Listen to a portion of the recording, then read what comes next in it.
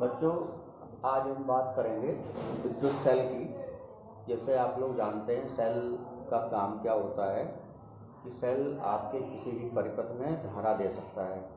तो लेकिन जैसे मान लो हमारे पास घड़ी में डालने वाला सेल है और या रेडियो में डालने वाले सेल आते हैं, उसकी संरचना ध्यान से देखोगे तो आपको मालूम पड़ेगा कि उसमें ध्यान से देखें तो सेल को, जैसे मान लो ये सेल हमने देख लिया, इस टाइप से संरचना होती है।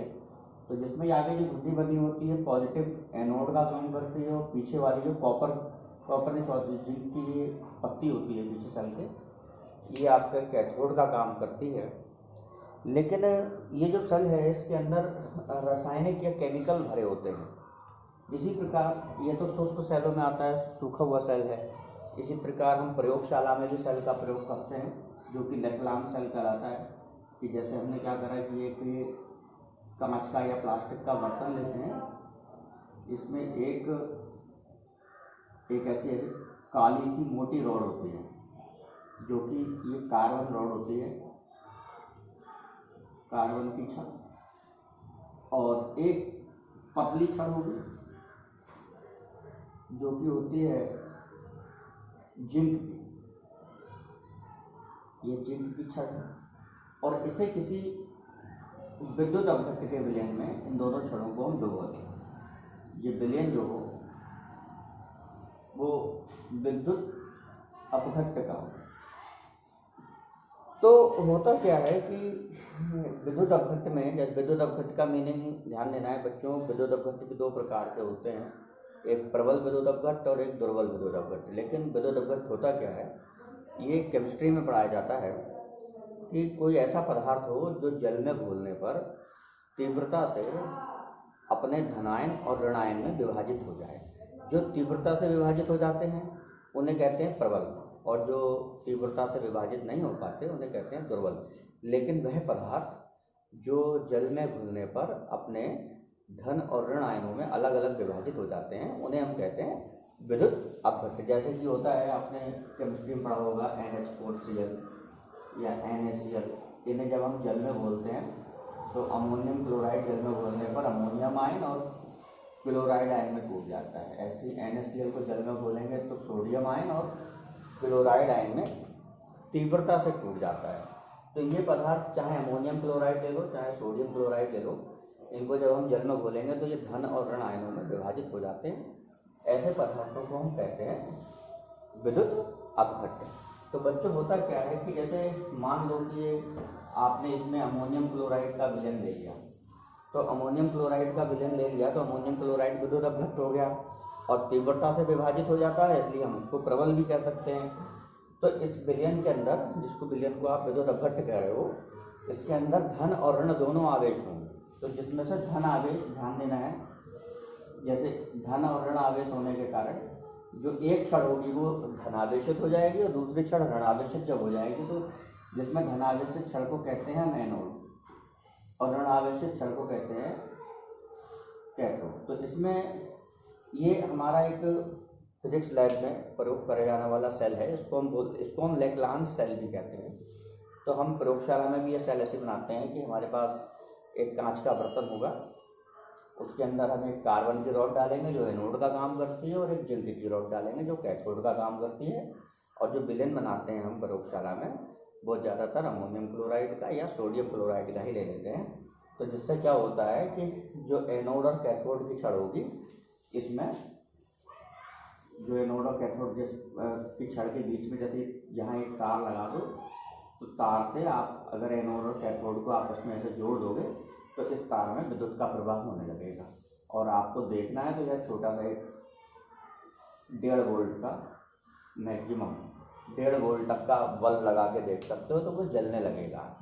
तो ये प्रक्रिया में क्या है कि ये जो रासायनिक पदार्थ हमने इसमें लिया है, ये इसमें तो है रासायनिक ऊर्जा, और रासायनिक ऊर्जा को ये जो सिस्टम, जो इसको हम सेल कह रहे हैं, ये सेल विद्युत ऊर्जा में कन्वर्ट करता है। तो सेल है क्या चीज़ कि सेल एक ऐसी युक्ति होती है जो रासायनिक ऊर्जा को आपकी विद्युत ऊर्जा में परिवर्तित करती है और परिपथ में विद्युत का प्रवाह लगातार बनाए रखती है। और सेल में दो इलेक्ट्रोड होते हैं जिनको हम एनोड और कैथोड कहते हैं, और दोनों इलेक्ट्रोड आपके भिन्न भिन्न धातुओं के होने चाहिए।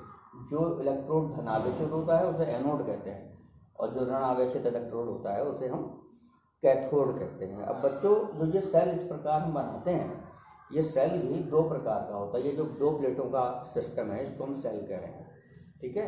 और सेल को जब हम किसी परिपथ में प्रयोग करेंगे धारा देने के लिए, सेल का काम है धारा देना, तो धारा देने के लिए सेल का जब हम प्रयोग करेंगे किसी परिपथ में, तो ध्यान देना है बच्चों, ये सेल का परिपथ प्रतीक है, जिसमें एक जोड़ा प्लेट बनानी है, एक प्लेट बड़ी और एक छोटी, जिसमें बड़ी प्लेट एनोड को प्रदर्शित करती है और छोटी प्लेट आपकी कैथोड को प्रदर्शित करती है। तो ये सेल का आपका परिपथ प्रतीक है, ध्यान रखेंगे। तो सेल में मात्र एक जोड़ी प्लेट होती है। और इसी प्रकार एक और नाम हम लेते हैं बैटरी, सेल के अलावा एक नाम और लिया जाता है बैटरी।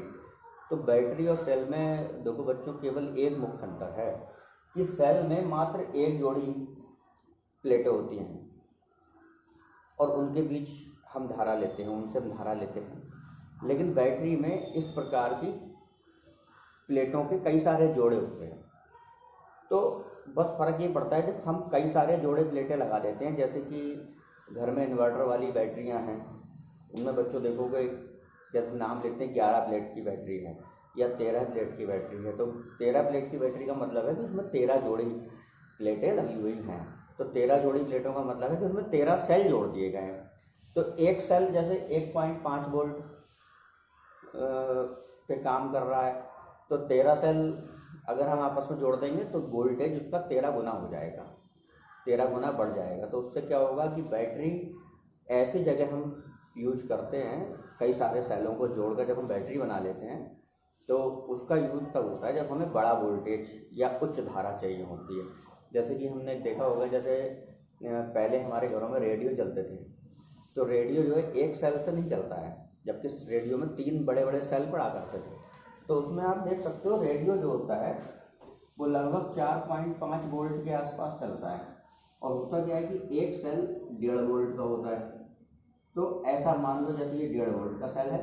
तो बच्चों ध्यान दो, आपने कभी रेडियो देखा हो तो ऐसा देख सकते हो कि रेडियो में ऐसे करके 3 सेल एक के पीछे एक जोड़े जाते थे। ये तो होता क्या था कि ये जो ऐसे करके 1.5 वोल्ट के 3 सेल जोड़ दिए, ये प्लस ये माइनस, तो 1.5 वोल्ट के 3 सेल जोड़ने पर ये चीज़ टोटल हो गई 4.5 वोल्ट। इसको हमने श्रेणी क्रम में जोड़ दिया तीनों सेलों को। तो ये जब हमने 3 सेल आपस में जोड़ दिए, अलग अलग तो ये सेल थे, लेकिन रेडियो के अंदर इस प्रकार से 1.5 वोल्ट के हम 3 सेल जोड़ के रेडियो यूज करते हैं, तो टोटल सेल मिलकर बन गई एक बैटरी। अब ये सेल नहीं रहती, तो 3 सेल आपस में जुड़ गए। तो जब 2 या 2 से अधिक सेल आपस में जोड़कर बड़ी वोल्टेज उत्पन्न कर लेते हैं या उच्च धारा चाहिए होती है, तो वो निकाय कहलाता है बैटरी।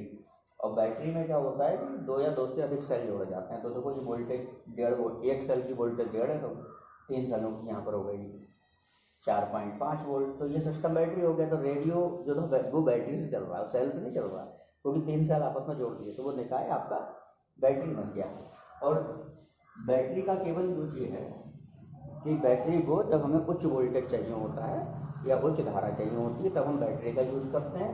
और बैटरी को जब किसी परिपथ में हम प्रदर्शित करेंगे, तो देखो सेल को हम एक जोड़े प्लेट से दिखाते हैं, और बैटरी को प्रदर्शित करने के लिए हम 2-3 जोड़ी ऐसी प्लेटें लगाएंगे। जैसे हम लोग यहाँ पर 3 जोड़ी प्लेटें बना दी, तो ये प्लस लास्ट में माइनस, तो ये निकाय कहलाएगा बैटरी। तो ये बैटरी का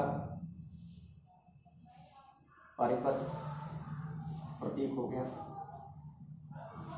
ये बैटरी होगी। तो बैटरी और सेल में मेन डिफरेंस क्या है?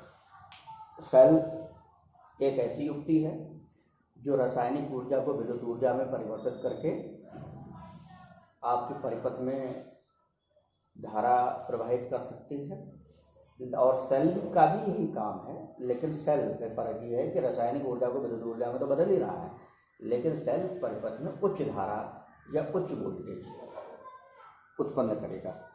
अब बच्चों होता क्या है कि जो सेल होते हैं वो भी 2 प्रकार के होते हैं, एक रिचार्जेबल और एक नॉन रिचार्जेबल। जैसे आपने देखा होगा जो घड़ियों में सेल पड़ते हैं, या जो रेडियो में हम सेल यूज़ करते थे उनको हम रिचार्ज नहीं कर सकते, दोबारा हम उनको चार्ज नहीं करते। एक बार एक जो सेल होता है वो यूज कर लिया तो वो सेल यूज करने के बाद वो ख़राब हो जाता है, उसको हम फेंक देते हैं।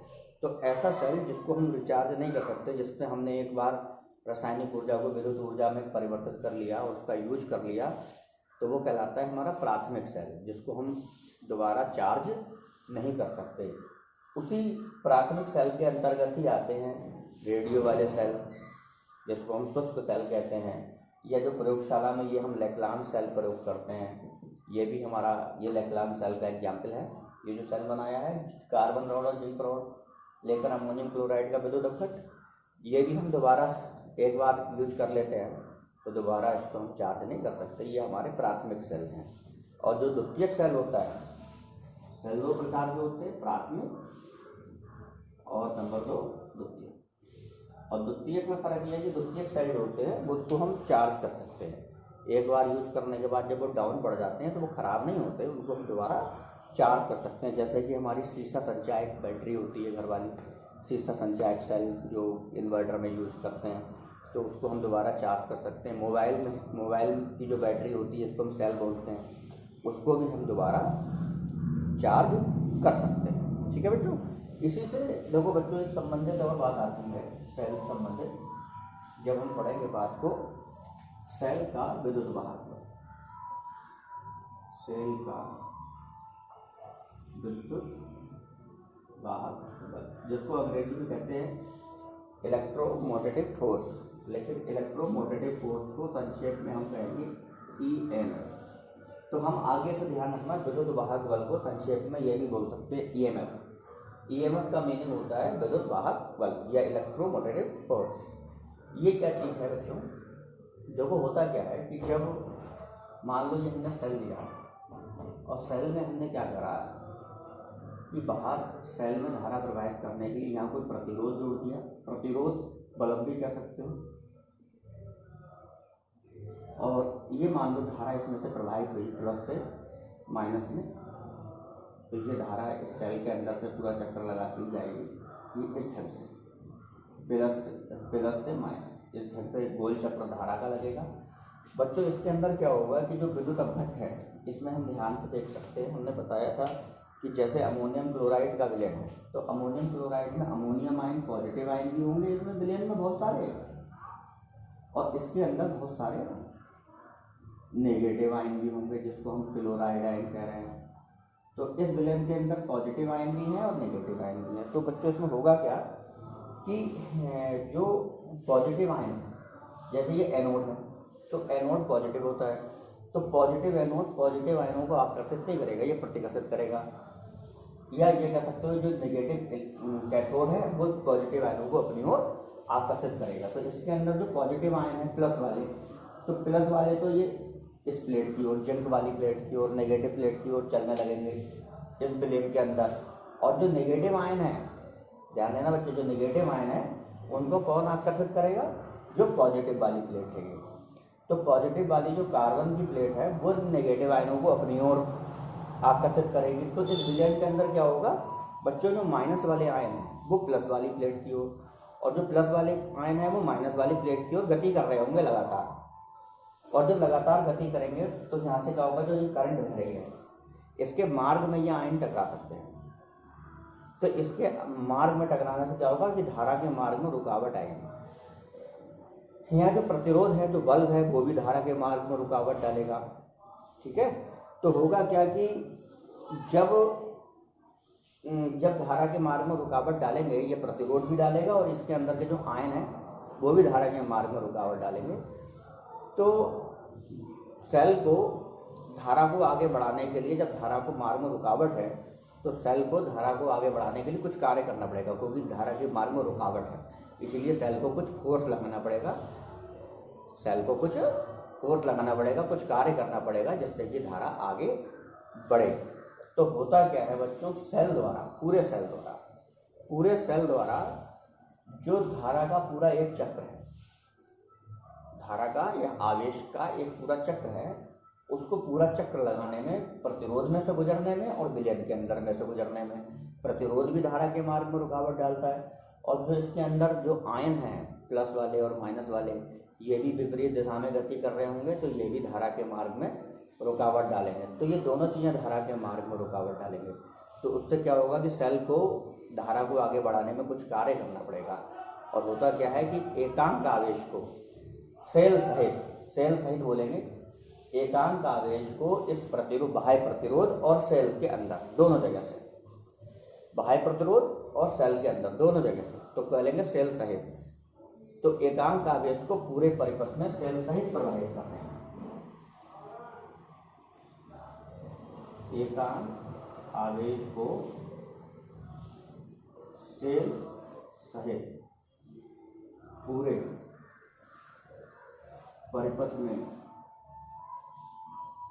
प्रवाहित करने में किया गया कार्य विद्युत वाहक बल या ईएमएफ कहलाता है। तो एकांक आवेश को प्रवाहित करते हैं, जैसे मान लो आपने सेल ने क्यू आवेश दिया, तो मान लो क्यू आवेश को प्रवाहित करने में कृत कार्य, मान लो क्यू आवेश को प्रवाहित करने में कृत कार्य डब्ल्यू है, इसलिए एकांक आवेश को प्रवाहित करने में कृत कार्य हो जाएगा W/Q। और बच्चों जो एकांक आवेश को प्रवाहित करने में जो कार्य आया W/Q, इसी को कहते हैं हम ईएमएफ। तो ईएमएफ बराबर W/Q, और ईएमएफ या इलेक्ट्रोमैग्नेटिक फोर्स को हम प्रदर्शित करते हैं कैपिटल E। तो ये विद्युत वाहक बल का फॉर्मूला हो गया। विद्युत वाहक बल E बराबर W/Q। इसका मात्रक बना सकते हो, W कार्य है, कार्य का मात्रक जूल प्रति आवेश का मात्रक कूलाम। तो जूल प्रति कूलाम या जूल प्रति कूलाम को हम वोल्ट भी कहते हैं। ये हम पहले बता चुके हैं आपको कि जूल प्रति कूलाम ही वोल्ट कहलाता है। तो आपके ईएमएफ जो है उसका मात्रक हो गया जूल प्रति कूलाम या वोल्ट, ये ईएमएफ हो गया। तो बच्चों देखो, इसी से संबंधित एक परिभाषा और आएगी जो अभी हमने आपको ईएमएफ बताया, इससे संबंधित आती है टर्मिनल विभवांतर। सेल का टर्मिनल विभवांतर, टर्मिनल्स ये कहलाते हैं, एनोड और जो कैथोड की जो छड़ होती है, इन दोनों को कहते हैं टर्मिनल। अब देखो यहीं पर डिफरेंस समझो, होता क्या है, विद्युत वाहक बल का फॉर्मूला E बराबर W/Q और टर्मिनल विभवांतर, टर्मिनल विभवांतर को हम प्रदर्शित करते हैं V से, लेकिन सूत्र यही होता है W। लेकिन दोनों में फर्क क्या है?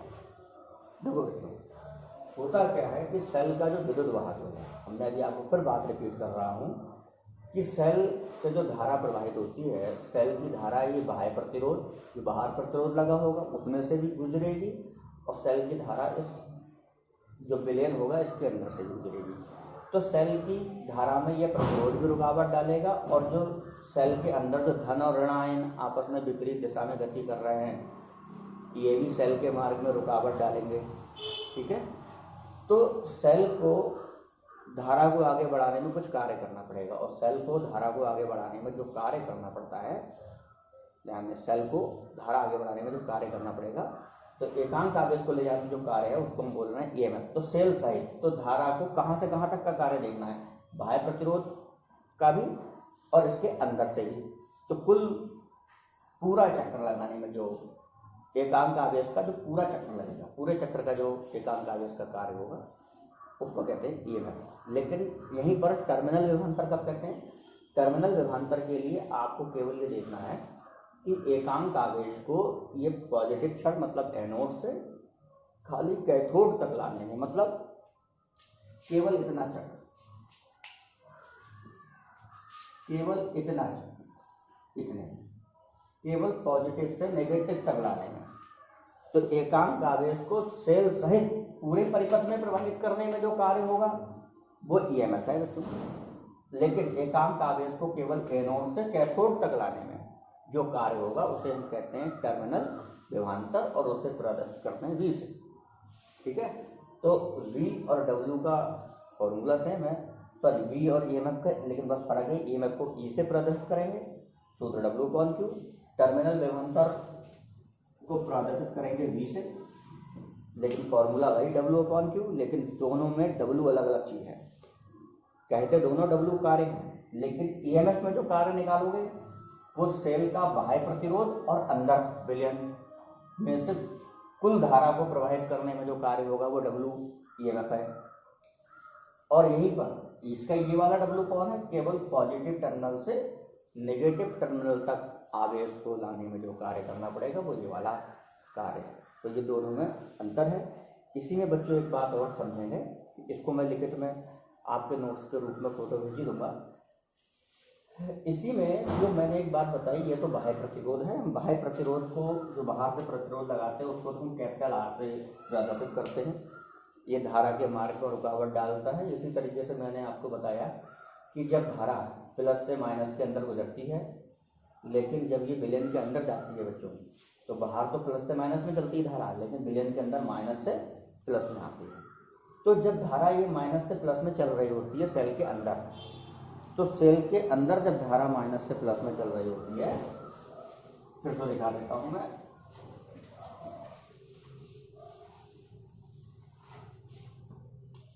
जैसे ये सेल है, कार्बन रॉड, ये जिंक रॉड मान लो, ये प्रतिरोध। सेल में मान लो करंट ये बाहर तो चली है, लेकिन इसके अंदर ये धारा चली बच्चों। अब यहाँ पर जो प्लस माइनस के आयन है वो प्लस वाले चल रहे हैं माइनस वाली प्लेट की ओर, और माइनस वाले जो हैं वो चल रहे हैं प्लस वाली प्लेट की ओर। तो सेल के जो अंदर रुकावट है, जो सेल के अंदर जो ये धारा बह रही होगी, और सेल के अंदर बहती हुई धारा के मार्ग में जो ये विद्युत अपघट्ट भरा होगा इसके अंदर, और विद्युत अपघट्ट के जो आयन हैं वो धारा के मार्ग में टकराकर धारा से जो रुकावट डालेंगे, तो उससे भी एक प्रतिरोध उत्पन्न होगा। तो एक प्रतिरोध तो यहाँ बाहर लगा हुआ है, उसको तो हम कहते हैं बाह्य प्रतिरोध, और प्रदर्शित करते हैं कैपिटल R से।